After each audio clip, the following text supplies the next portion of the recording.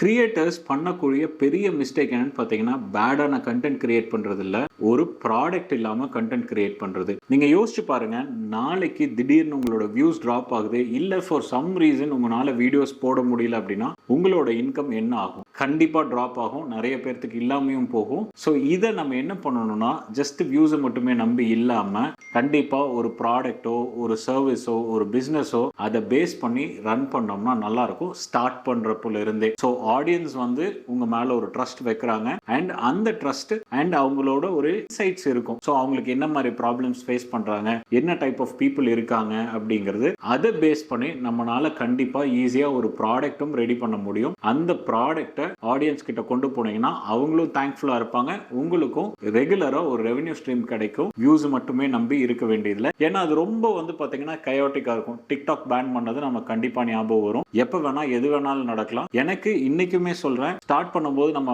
Iran US வார் வரும்போது US companies எல்லாம் நிறைய இந்தியாவில் இது பண்ணிட்டு இருந்தாங்க, இந்தியன் கம்பெனிஸ் யூஎஸ்ல பண்ணிட்டு இருந்தாங்க. ஒருவேளை வாட்ஸ்அப், ஃபேஸ்புக் எல்லாம் பேன் பண்ணிடுவாங்களோ அப்படிங்கிற பயம் இருந்துகிட்டே இருந்தது. ஸோ இதனால எனக்கு என்னன்னா அடிஷ்னலாக வர ரெவென்யூ கட் ஆகும், க்ரோத் கட் ஆகும். பட் என்னோட பீப்புள் ஆல்ரெடி இருப்பாங்க, அவங்க கூட பிஸ்னஸ் டிரான்சாக்ஷன்ஸ் போய்கிட்டே தான் இருந்திருக்கும். இதே தாட் உங்களுக்கும் இருந்திருக்கும், இன்னும் இருக்கு அப்படின்னா நீங்கள் கண்டிப்பாக ஒரு பிராண்ட் ஓரியன்டாவோ இல்லை ஒரு ப்ராடக்ட்டோ ஒரு கம்யூனிட்டியோ கண்டிப்பாக டெவலப் பண்ண ஸ்டார்ட் பண்ணணும். அதுதான் லாங் டேர்ம்க்கு சப்போர்ட்டிவாக இருக்கும். நீங்கள் நல்லா கவனிச்சு பார்த்தீங்கன்னா தெரியும், பெரிய பெரிய கிரியேட்டர்ஸ் எல்லாருமே ஒரு பிராண்ட் ஸ்டார்ட் பண்ணுறதுக்கான ரீசனும் அதுதான். ஃபர்ஸ்ட் திங் ஸ்டெபிலிட்டி கொடுக்கும், அடிஷ்னல் இன்கம் சோர்ஸும் கொடுக்கும். ஆடியன்ஸ்க்கு வெறுமனே கண்டென்ட் மட்டும் போட்டுட்டு இருக்காம அவங்கள ஒரு ப்ராடக்ட்காகவோ ஒரு சர்வீஸ்க்காகவோ ஒரு பிசினஸ்க்காகவோ லீட் பண்ணீங்கன்னா உங்களோட ஃபியூச்சர் வந்து ரொம்ப செக்யூர்டாகவும் ஸ்டேபிளாகவும் இருக்கும்.